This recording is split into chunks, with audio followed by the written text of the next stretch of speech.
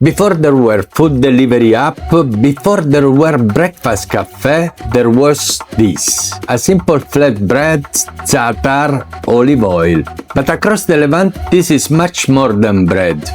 So, why does Manakish matter? Today we are gonna discover where Manakish come from, why people are making it from generation, and how to do it properly. And I will show you one techniques that can make a huge difference in the final result. Would I make it again? Absolutely.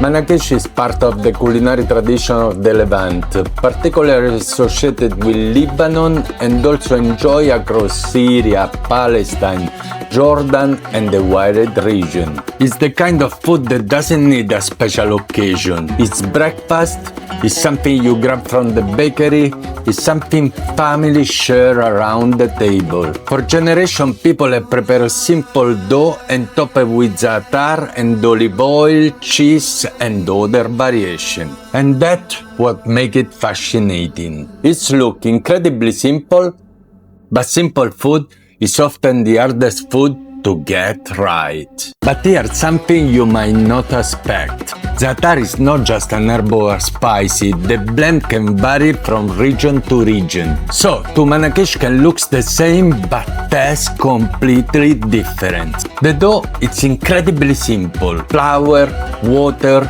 yeast, salt and olive oil. And then, the personality.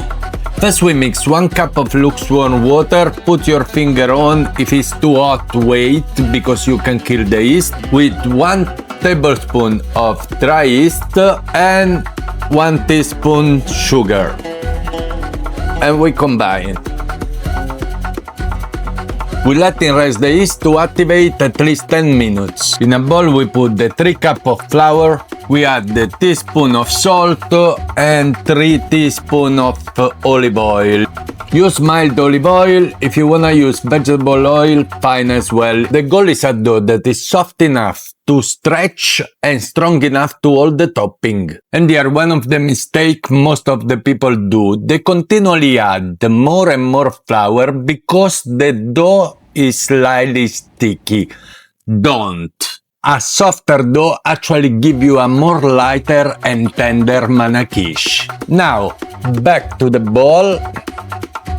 We cover with the kitchen towel and we let it rest 2 hours. Need to double its sides. You can rest it room temperature, but if your house is too cold, put inside the oven with the light on. And here are my chef tips. For a softer and more airy Manakish, don't make the dough too stiff. The dough should be soft, smooth, and slightly tacky before the first rise. And for the za'atar and olive oil ratio are extremely important. Enough olive oil to create a spreadable paste and not to make it greasy. For the cheese Manakish we will use a cow cheese mixed with mozzarella cheese. We grate it later on before we need to soak it in water. It's coming very salty. That means we soak it in water for 30 minutes, we change the water every 10. Each pieces we convert roughly in a bowl. I'm not treating this dough like a pizza, just with the finger we open it. You want the dough thin enough to cook quickly but not so thin to lose the soft center. Something like that. And now the topping. The za'atar bring this herb flavor and the unbelievable sumac the tanginess. Sesame add the nutty flavor and olive oil bring everything together. And here the details that make a huge difference. Manakish need a proper hot oven and a super hot baking surface. And why? Because you want the dough cook fast enough to develop this crispy edge and the soft center. The secret are not the ingredients, it's the technique. And here one mistake you don't want to make it. Too much topping. You want enough za'atar to flavor your Manakish but not to be heavy and oily.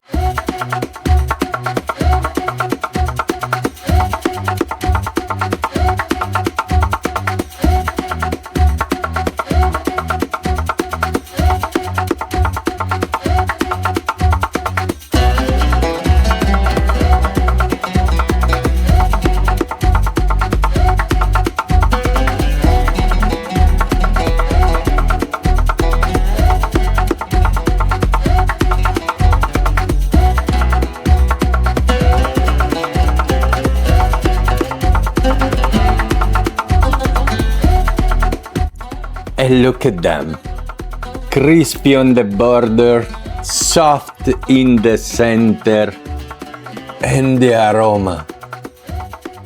The za'atar bring herbs and the sumac the tanginess, the sesame seed the nutty flavor, and olive oil bring everything together. Flavor, I will say 9.5 out of 10, texture 10, and simplicity 10.